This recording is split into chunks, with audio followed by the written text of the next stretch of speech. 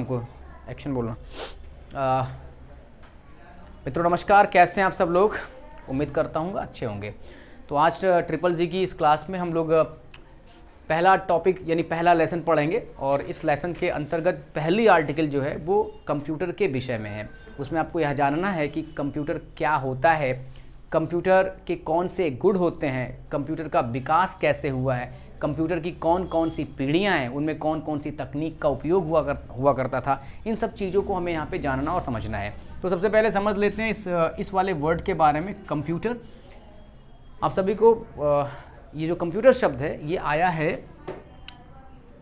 Latin भाषा के कंप्यूटरे से, यानी कंप्यूटर शब्द की उत्पत्ति होती है लैटिन शब्द कंप्यूटरे से, जिसका इंग्लिश में अर्थ होता है टू कंप्यूट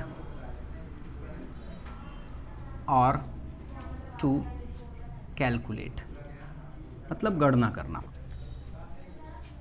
अर्थात कंप्यूटर एक गणना करने वाली क्या है, मशीन है।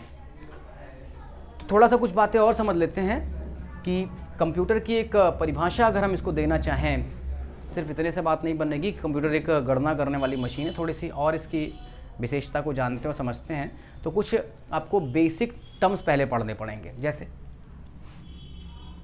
ये वाला शब्द बहुत ज़्यादा यूज़ होता है, डेटा। तो डेटा क्या होता है, तो पहले डेटा समझते हैं। देखिए, आप अपने कीबोर्ड से या किसी भी इनपुट डिवाइस का मतलब क्या होता है, जिसके द्वारा आप कंप्यूटर्स में कोई भी डेटा वगैरह एंटर्ड कर पाओ। तो अपने इनपुट डिवाइस के थ्रू कोई भी लेटर्स हो या कोई नंबर्स हो या कोई भी स्पेशल सिंबल्स हो, यदि आप इनको एंटर्ड करते हो तो ये सब कंप्यूटर के लिए रॉ फैक्ट माने जाते हैं। रॉ माने होता है कच्चा, फैक्ट माने तथ्य, और इन्हीं रॉ फैक्ट को हम क्या कहते हैं, डेटा कहते हैं। अब एक बात और, अगला जो टर्म समझना है, इन डेटा पर होती है प्रोसेस। तो प्रोसेस कैसे होगी, उसके लिए आपको कंप्यूटर को प्रोग्राम बताना पड़ता है कि आप इस डेटा के साथ ऐसा कार्य करें। तो प्रोग्राम क्या होता है? देखिए, प्रोग्राम जो होता है ना, वो निर्देशों का समूह होता है, सेट ऑफ इंस्ट्रक्शंस होते हैं, निर्देशों के समूह होते हैं। अभी प्रोग्राम आता कहाँ से?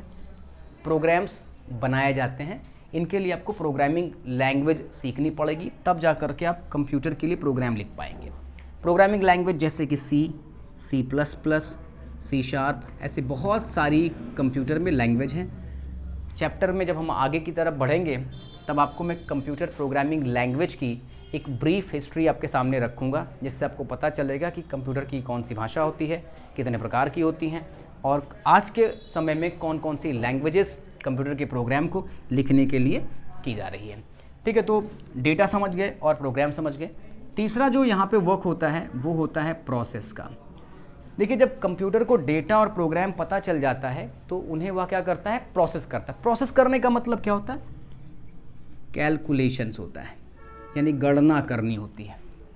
और ये गणना कंप्यूटर 0 और 1 के फॉर्म में करता है। 0 और 1 को हम लोग बाइनरी नंबर कहते हैं। बाइनरी इसलिए कहते हैं क्योंकि ये संख्या में दो हैं, 0 और 1। इन्हीं को हम लोग बिट भी कहते हैं।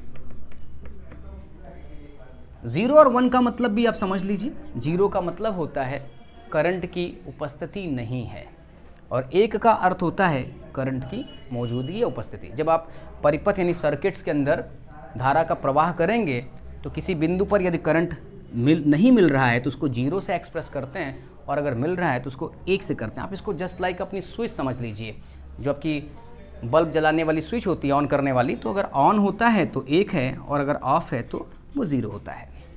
तो कंप्यूटर भी क्या करता है, जो डेटा आता है और उसको प्रोग्राम जब पता चल जाता है तो उन्हें प्रोसेस करना शुरू करता है।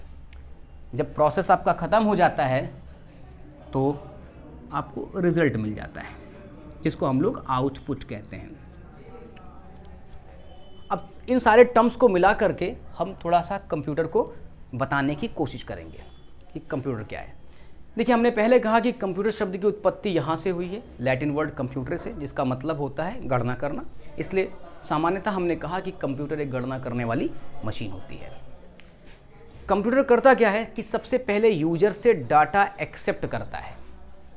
फिर यूज़र उसको प्रोग्राम बताता है कि आपको डेटा के साथ ऐसा करना है। कंप्यूटर उसको प्रोसेस करना शुरू कर देता है, मीन्स कैलकुलेशन करना शुरू कर देता है। और ये जो कैलकुलेशंस होगा अर्थमेटिक्स वाला होगा, यानी जोड़ होगा, घटाव होगा, गुणा होगा और भाग होगा। जब ये प्रोसेस ख़त्म हो जाता है तो आपको आउटपुट प्राप्त हो जाता है जो आपकी स्क्रीन पर नज़र आता है। तो मीन्स हम कह सकते हैं कि कंप्यूटर एक गणना करने की मशीन है जो डेटा को एक्सेप्ट करता है, दिए गए प्रोग्राम के अकॉर्डिंग उसे प्रोसेस करता है और फिर उसे रिज़ल्ट के फॉर्म में बदल देता है। और इस रिज़ल्ट को भविष्य के यूज़ के लिए इसे स्टोर कर लिया जाता है। यहाँ तक बात समझ में आई? अब एक और शब्द आपको समझना होगा जिसका आप बहुत ज़्यादा यूज़ करते हैं, वो है इन्फॉर्मेशंस। इन्फॉर्मेशंस मतलब क्या? सूचना। सूचना क्या है? देखिए, यदि मैं आपको कोई पेपर पर ऐसे कुछ लिख करके ABC करके ऐसे लिख दूं, ये बता के भेजूं, तो आप इसका कोई मतलब निकाल पाओगे? इसका कोई मतलब नहीं है। आप देखोगे, नोटिस करोगे, इसमें भी डेटा है लेकिन इससे कोई मीनिंग नहीं निकल रही है। जब यूजर कोई डेटा एंटर्ड करता है और वो प्रोसेस हो जाता है तो उससे जो मीनिंग निकल करके आती है उसको हम क्या कहते हैं? इन्फॉर्मेशंस कहते हैं। मतलब जब डाटा प्रोसेस हो जाए, जब डेटा क्या हो जाए? प्रोसेस हो जाए और उससे क्या निकल के आए? कोई अर्थ निकल करके आए, तो उसे हम कहते हैं क्या? इन्फॉर्मेशंस। तो मतलब इन्फॉर्मेशन बनी तो डाटा से ही होती है लेकिन उसका अपना क्या होता है? अपना उसका अर्थ होता है। तो इतनी बात समझ में आई? तो कंप्यूटर का परिचय, ये शब्द कहाँ से आया है और कंप्यूटर से जुड़े हुए कुछ बुनियादी शब्द और कंप्यूटर के बारे में थोड़ा सा हमने जो डेफिनेशन लगाई वो आपको समझ में आ गया? चलिए अब आगे बढ़ते हैं और समझते हैं। देखिए, कंप्यूटर में बहुत सारी इकाइयाँ होती हैं। जो कंप्यूटर सिस्टम हमारा है वो अलग अलग इकाइयों से मिलकर के बना होता है। जैसे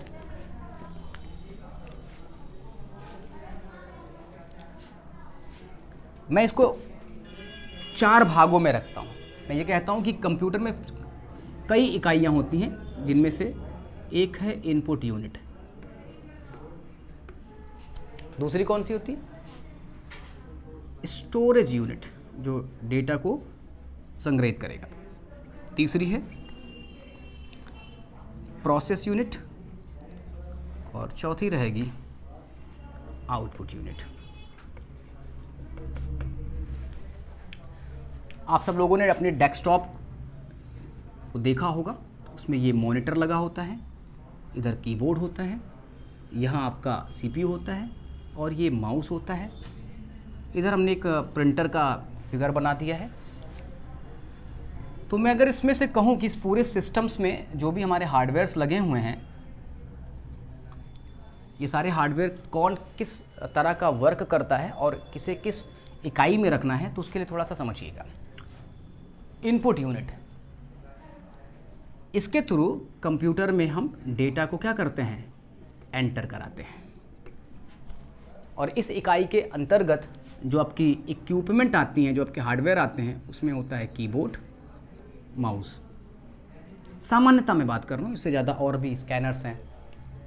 इसके अलावा पॉइंटिंग डिवाइसों में joysticks, light pen, touch pad, ये तमाम तरह की डिवाइसेस इनपुट यूनिट के अंतर्गत आती हैं। अब जब डेटा कंप्यूटर के अंदर आप एंटर्ड करा देते हो तो उस डेटा को करना क्या पड़ता है? उसको स्टोर करना पड़ता है। तो उसके लिए हमारे पास स्टोरेज डिवाइस का कंप्यूटर द्वारा उपयोग किया जाता है। अब इसके अंतर्गत आप रैम का नाम जानोगे, रैम के बारे में पढ़ोगे। सेकेंडरी मेमोरीज़ में आप HDD हार्ड डिस्क के बारे में जानोगे, SSD के बारे में जानोगे। तो ये सारे जो उपकरण हैं इनको हम स्टोरेज यूनिट के अंतर्गत रखते हैं। अभी ये थोड़ा सा यहाँ पे मैं केवल नाम ले रहा हूँ, आगे के जब चैप्टर्स में बढ़ेंगे तो ये सबके सब इंडिविजुअल हेडिंग्स भी हैं, इनके विषय में आपको अलग अलग से पढ़ना पड़ेगा। फिर आता है प्रोसेस करने वाली यूनिट।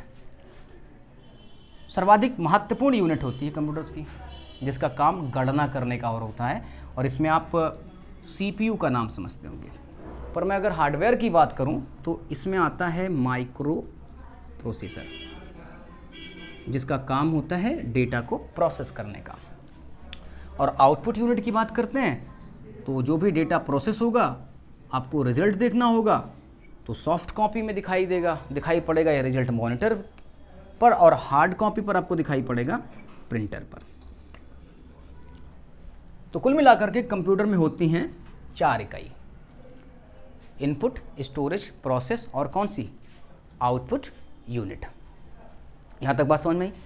अब बात करेंगे आगे कि कंप्यूटर का, देखिए जब भी कोई डिवाइस बनती है तो जाहिर सी बात है, स्वाभाविक सी यह बात है कि उसमें कुछ गुणधर्म होगा। तो हम कंप्यूटर का भी कुछ कैरेक्टर्स देखना चाहेंगे कि क्या क्या ये चीज़ें करता है। तो सबसे पहले आती है कौन सा कैरेक्टर्स, ऑटोमेशंस का। तो हेडिंग बना लीजिएगा, characteristics of computers. Characteristics of क्या,